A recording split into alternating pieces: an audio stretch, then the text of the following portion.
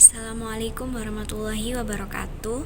Perkenalkan, nama saya Siti Komariah dengan NIM 090206230488. Perkenalkan, nama saya Anissa Tanti Meliani dengan NIM 090206230118. Saya Makrifat Rohania Setiawan dengan NIM 090206233030. Sebelum menuju ke pembahasan materi, marilah kita membaca doa pembuka terlebih dahulu.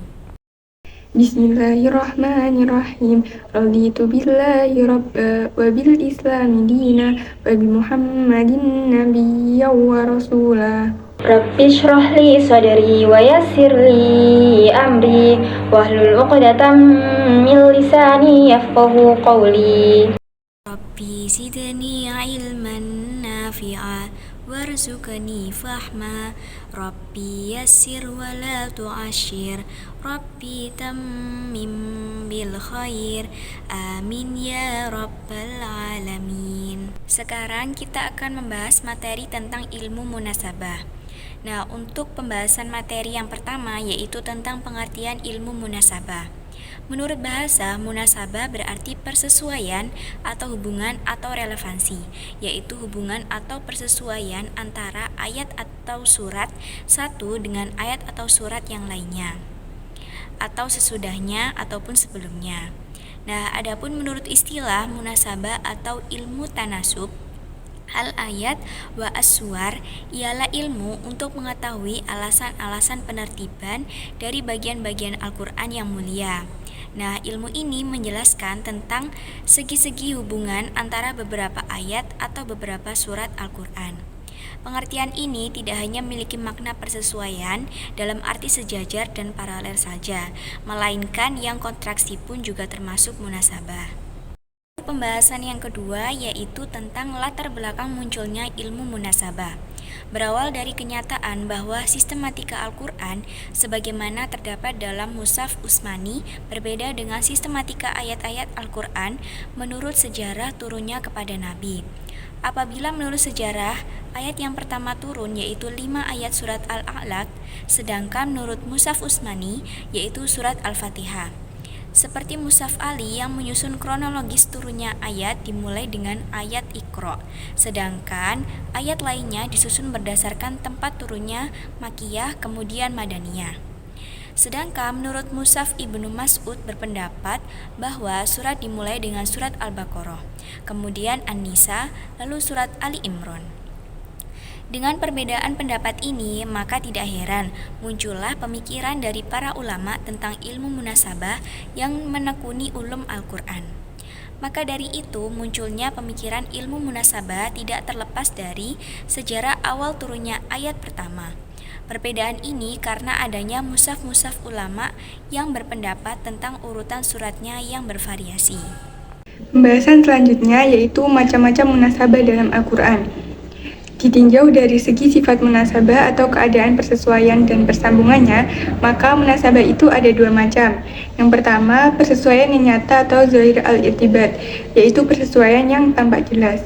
Maksudnya, persambungan atau persesuaian antara bagian Al-Quran yang satu dengan yang lain tampak jelas dan kuat karena kaitan kalimat yang satu dengan yang lain erat sekali, sehingga kalimat yang satu tidak bisa menjadi kalimat yang sempurna jika dipisahkan dengan kalimat yang lain. Contohnya yaitu korelasi dalam Quran Surat Al-Isra ayat pertama dan kedua.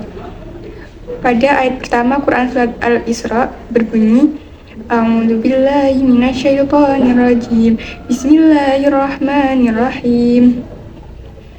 Subhanalladzi asra bi'abdihi lailan minal masjidil haram ilal masjidil aqsal ladzi barakna haulahu linuriyahu min ayatina innahu huwas-sami'ul basir, yang artinya Maha Suci Allah yang telah memperjalankan hambanya pada satu malam dari Masjidil Haram ke Masjidil Aqsa yang telah kami berkahi sekelilingnya agar kami perlihatkan kepadanya sebagian dari tanda-tanda kebesaran kami. Sesungguhnya Dia adalah Maha mendengar lagi Maha mengetahui. Pada ayat tersebut menjelaskan tentang peristiwa Isra Nabi Muhammad SAW. Selanjutnya, ayat kedua Quran Surat Al-Isra berbunyi Wa atayna Musal kitaba wa ja'alnahu hudal li bani Israila alla tattakhidhu min duni qila, yang artinya, dan kami berikan kepada Musa kitab Taurat, dan kami jadikan kitab Taurat itu petunjuk bagi Bani Israel dengan firman, janganlah kamu mengambil penolong selain aku. Pada ayat tersebut menjelaskan turunnya kitab Taurat kepada Nabi Musa alaihissalam. Persesuaian atau korelasi kedua ayat tersebut sangat jelas, yaitu kedua Nabi dan Rasul Allah Muhammad SAW dan Musa alaihissalam diutus dalam rangka menyampaikan hidayah Allah kepada manusia. Kemudian macam yang kedua yaitu persesuaian yang tidak jelas atau hafiyu al-irtibat. Contohnya seperti hubungan antara Quran Surat Al-Baqarah ayat 189 dengan ayat 190 Quran Surat Al-Baqarah. Pada ayat 189 menerangkan bulan sabit atau tanggal masuknya waktu ibadah haji. Sedangkan pada ayat 190 Quran Surat Al-Baqarah menerangkan perintah menyerang kepada orang-orang yang menyerang umat Islam. Sepintas antara kedua ayat tersebut seperti tidak ada hubungannya, atau hubungan ayat yang satu dengan yang lainnya samar. Padahal sebenarnya ada hubungan antara kedua ayat tersebut, yaitu pada ayat 189 mengenai soal waktu untuk haji, sedangkan ayat 190 menerangkan sesungguhnya waktu ibadah haji itu umat Islam dilarang melakukan perang. Akan tetapi jika umat Islam itu diserang terlebih dahulu, maka serangan-serangan musuh itu harus dibalas, walaupun pada musim haji. Selanjutnya, macam persesuaian ditinjau dari segi materinya dalam Al-Quran terdapat 7 macam munasabah.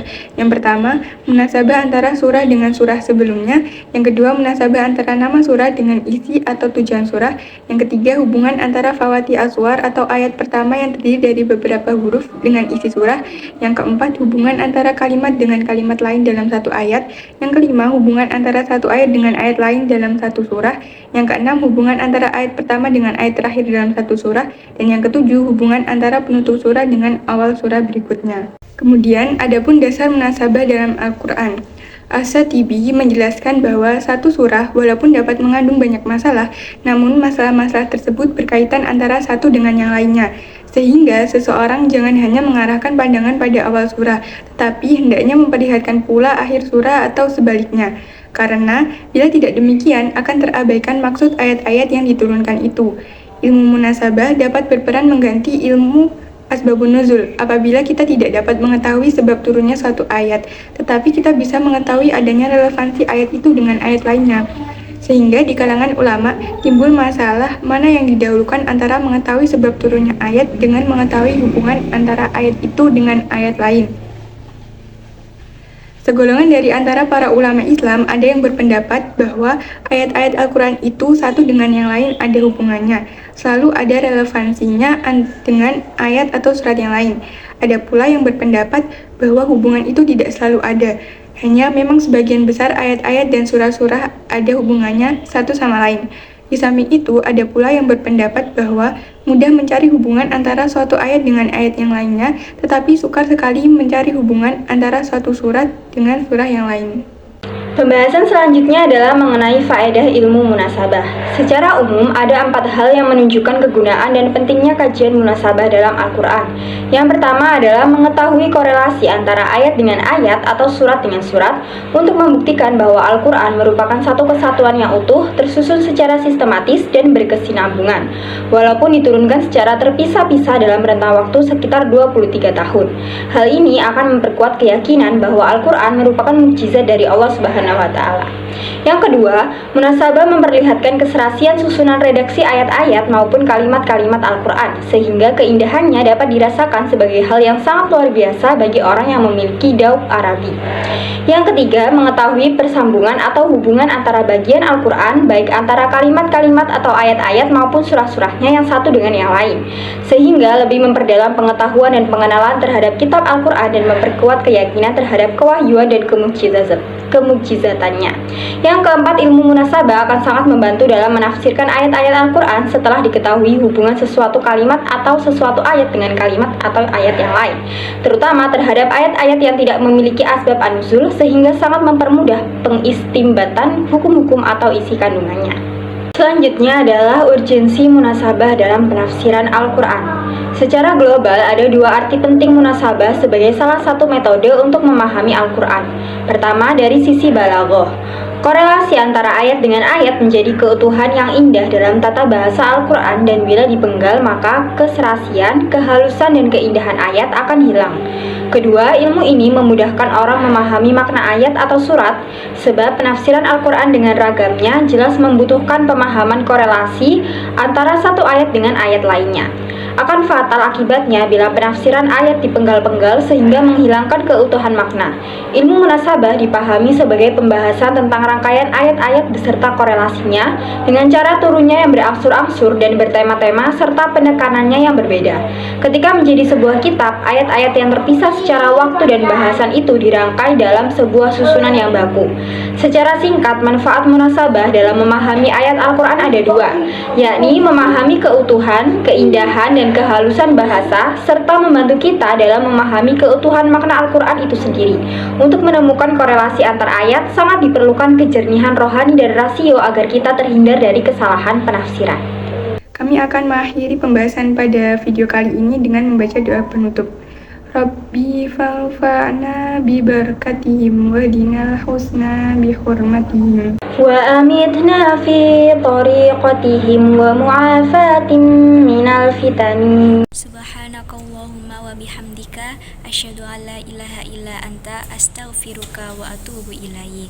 Walhamdulillahi rabbil alamin. Sekian presentasi yang dapat kami sampaikan, kurang lebihnya kami mohon maaf. Wassalamualaikum warahmatullahi wabarakatuh.